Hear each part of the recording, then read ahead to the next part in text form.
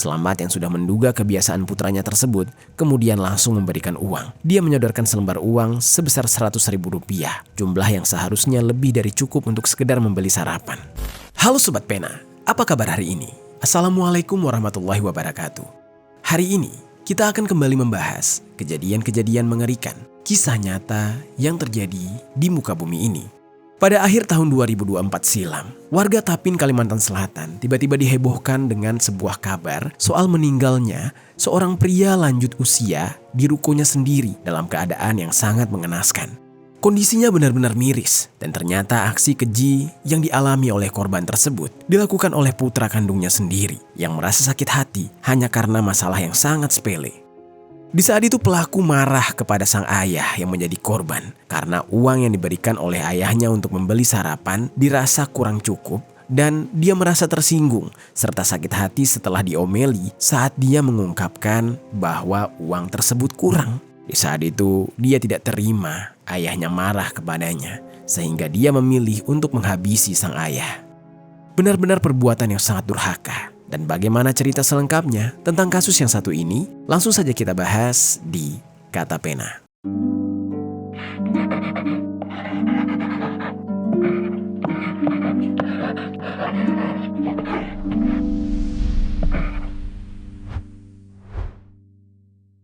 Berhasil mengamankan tersangka berinisial MRS yang tega membunuh ayah kandungnya sendiri. Tersangka membunuh ayahnya dikarenakan cekcok perkara uang Rp100.000. Sebelum kita mulai ke ceritanya, jangan lupa untuk subscribe channel ini dan bagikan video ini ke teman-teman kalian. Cerita ini dibuat berdasarkan berita yang sudah beredar dan diterbitkan oleh beberapa media publik yang aku sajikan dan aku rangkum dalam bentuk alur cerita. Kita mulai ceritanya. Oh ya sobat, sebelum itu aku punya sebuah informasi. Kata Pena tergabung ke dalam program YouTube Shopping Affiliate. Buat kalian yang ingin mencari barang-barang elektronik yang keren dan bagus dan juga murah, aku punya beberapa rekomendasi produk untuk kalian. Kalau kalian tertarik, langsung saja cek link produk di pojok kiri bawah untuk pembeliannya. Jadi sobat, di sebuah daerah di Kalimantan Selatan, tepatnya di daerah Tapin, hiduplah seorang pria lanjut usia yang bernama Slamet Raharjo. Di usianya yang sudah mencapai 67 tahun, Slamet ini menjalani kehidupan yang penuh lika-liku sebagai seorang duda setelah dia kehilangan istrinya yang sudah berpulang terlebih dahulu. Kepergian sang istri tentu meninggalkan duka yang mendalam, tetapi dia tetap berusaha tegar untuk menghadapi pahitnya kehidupan sehari-hari demi kedua buah hatinya. Anaknya yang pertama adalah seorang perempuan, sementara anak kedua adalah seorang pria yang di saat itu sudah menginjak umur 27 tahun, namanya Muhammad Syahril. Di lingkungan sekitar tempat mereka tinggal, Slamet ini merupakan salah satu orang yang sangat dihormati, bukan hanya karena usianya yang sudah sepuh, tetapi juga karena reputasinya sebagai seorang pria yang sukses dalam mengelola usaha, yaitu usaha pengisian ulang oksigen. Usahanya ini dia rintis dengan kerja keras dan juga dedikasi, hingga berkembang menjadi salah satu bisnis yang cukup dikenal di daerahnya. Usahanya tersebut beroperasi di sebuah ruko 2 lantai yang berlokasi di Jalan Tasan Panyi, RT 007, RW 002, Kelurahan Rantau Kanan, Kecamatan Tapin Utara, Kabupaten Tapin, yang diketahui juga menjadi tempat tinggalnya. Berkat usaha yang berjalan dengan baik, Slamet pun memenuhi kebutuhan keluarganya dan menjalani kehidupan yang sejahtera. Yang mana dengan kelancaran usaha tersebut, Slamet sangat bersyukur karena tujuannya dengan sang istri adalah memberikan kehidupan yang layak kepada kedua buah hatinya. Meski sebenarnya cukup berat bagi Slamet yang saat itu bertahan hidup tanpa istri tercinta. Meskipun sudah mewujudkan kehidupan yang sejahtera bagi kedua buah hatinya, yang mana juga berarti Slamet seharusnya juga bisa menikmati masa tuanya tanpa khawatir masalah ekonomi. Namun rupanya, jauh dari ketenangan yang dia dambakan, Slamet malah mendapati dirinya harus menghadapi berbagai permasalahan yang ditimbulkan oleh putra bungsunya, yaitu Syahril. Pasalnya, Syahril sering sekali berbuat onar dan menimbulkan berbagai masalah yang membuat Slamet sering sekali frustasi. Dan sebagai seorang ayah, Slamet awalnya hanya ingin memberikan yang terbaik bagi putranya dengan memenuhi berbagai keinginannya, termasuk menyediakan fasilitas yang memadai agar Syahril dapat hidup dengan nyaman. Lalu meskipun begitu, niat baik selamat ternyata justru berujung pada kebiasaan buruk yang mana Syahril jadi tumbuh menjadi pribadi yang manja dan sering memaksakan kehendaknya. Pernah suatu ketika, Syahril ini menginginkan sebuah mobil, tidak tanggung-tanggung, permintaannya cukup mahal dan ayahnya Slamet dengan rela membelikannya. Begitu juga saat putranya tersebut ingin menikah, Slamet bahkan berusaha mencarikan calon istri untuk anaknya. Namun mengenai apakah Syahril benar-benar telah menikah atau belum, tidak diketahui secara pasti karena tidak ada media yang mengungkap terkait informasi tersebut. Lalu sobat, karena sudah terbiasa hidup dalam kenyamanan dan selalu mendapatkan apa yang diinginkan tanpa harus berusaha sendiri, Syahril pun tumbuh menjadi pribadi yang bergantung sepenuhnya pada sang ayah. Bukannya belajar mandiri dan bekerja keras untuk memenuhi kebutuhan sehari-hari, dia justru terus-menerus mengandalkan sang ayah sebagai sumber pendapatan dan sumber keuangan utamanya. Dan alih-alih digunakan untuk hal yang bermanfaat, yang membuat ayahnya sedih adalah uang yang kerap diberikan malah digunakan untuk hal-hal yang negatif, seperti mabuk-mabukan dan kebiasaan buruk lainnya.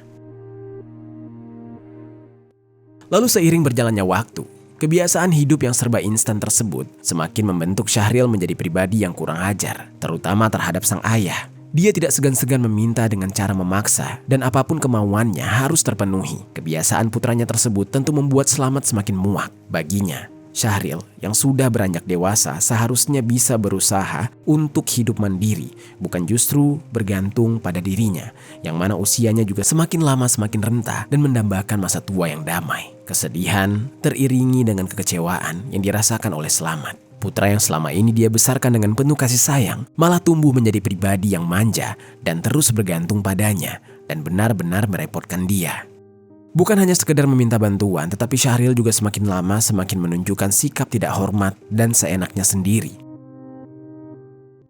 Hingga tibalah pada suatu hari, rasa muak dan kesabaran terhadap Syahril benar-benar sudah mencapai puncaknya. Di hari itu, tepat di hari Minggu 8 Desember tahun 2024, sekitar pukul 10 WITA, Syahril baru saja terbangun dari tidurnya. Dan kebiasaan malasnya membuat dia selalu terbangun siang, yang mana saat baru bangun, Syahril ternyata kelaparan. Dia memutuskan untuk turun dari lantai 2 ruko tersebut menuju ke lantai 1 untuk menyambangi sang ayah yang baru saja membuka ruko.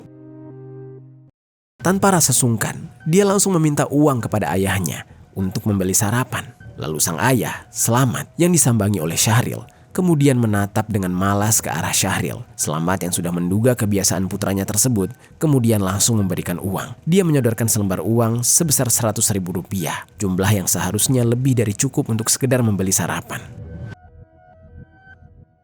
Namun sobat, alih-alih bersyukur, justru di saat itu Syahril menganggap jumlah uang tersebut kurang, sehingga Syahril pun kembali meminta lebih dengan menunjukkan sikap yang tidak tahu diri yang semakin membuat ayahnya menjadi geram. Dan kali ini, kesabaran Slamet rasanya benar-benar sudah habis. Dengan nada yang kurang menyenangkan, dia menegur sang putra. Dia meluapkan kekesalan atas kebiasaan Syahril yang selalu meminta-minta tanpa mau berusaha sendiri.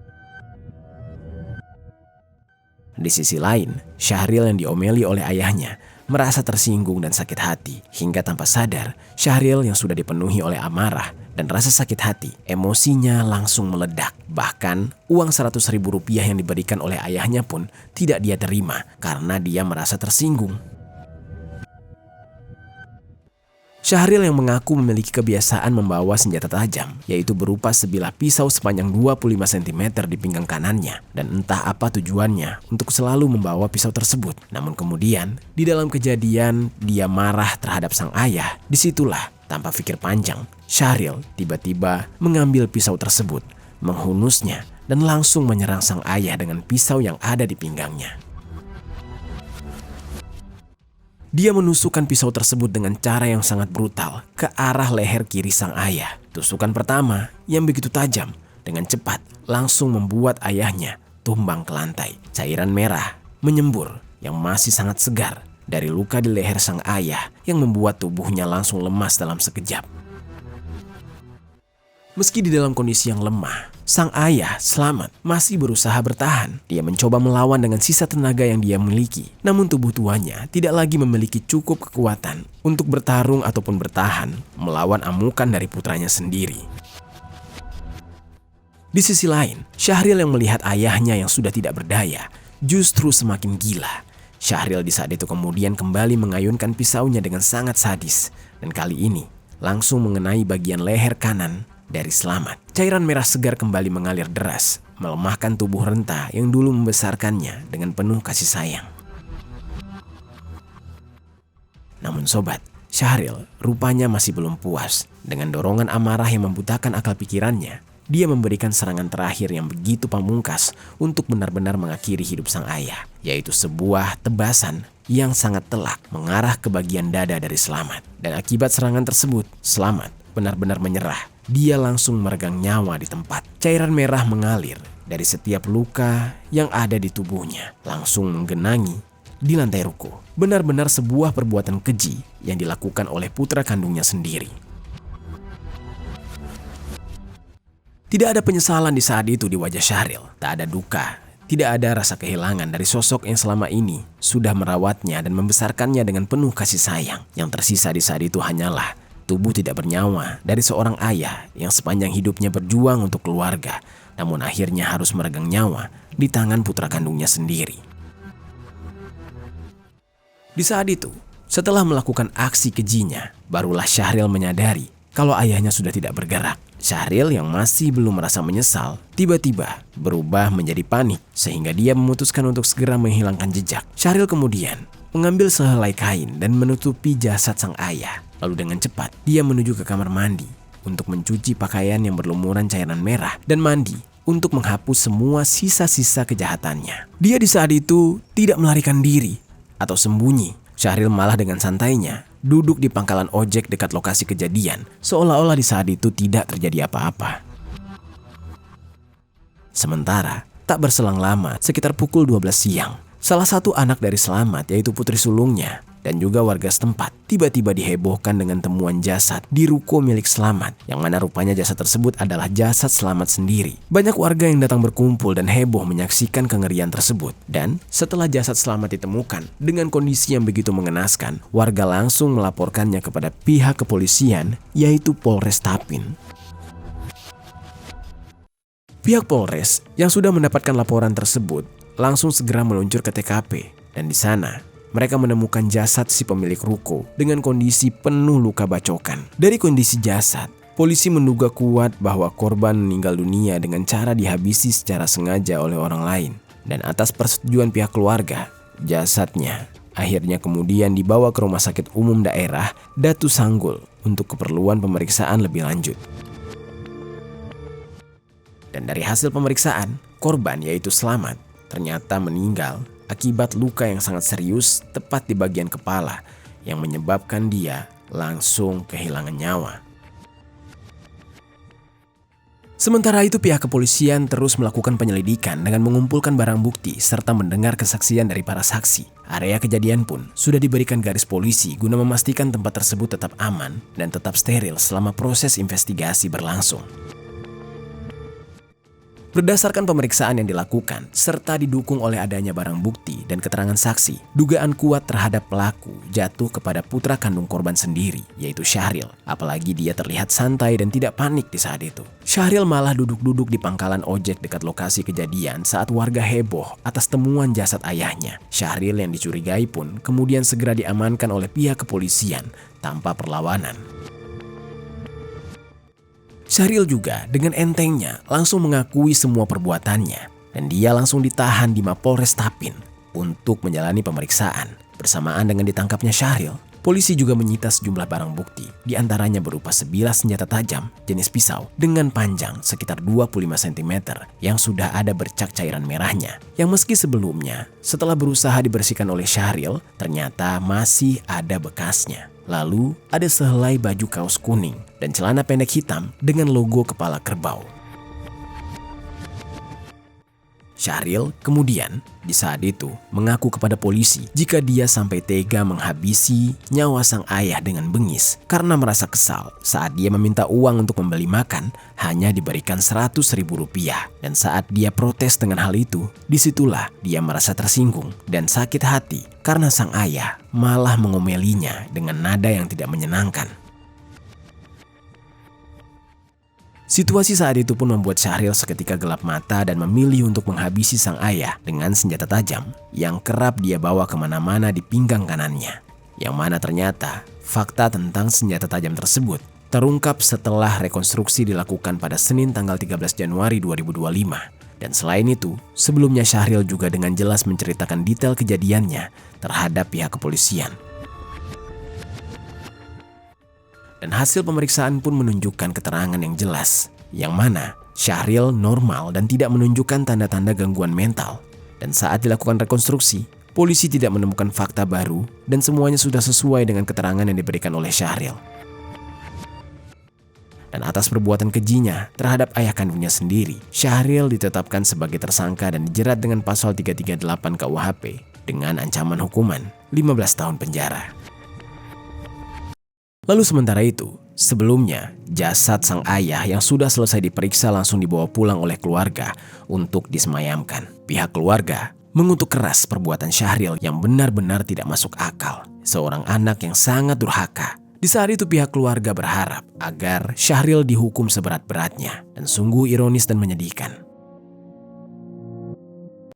Syahril yang selama ini dibesarkan dengan penuh kasih sayang dan diberikan berbagai kemudahan oleh sang ayah, justru dengan kejam menghabisi nyawa sang ayah karena menganggap apapun yang dia inginkan harus dipenuhi. Apa pelajaran yang bisa kita ambil dari kisah ini?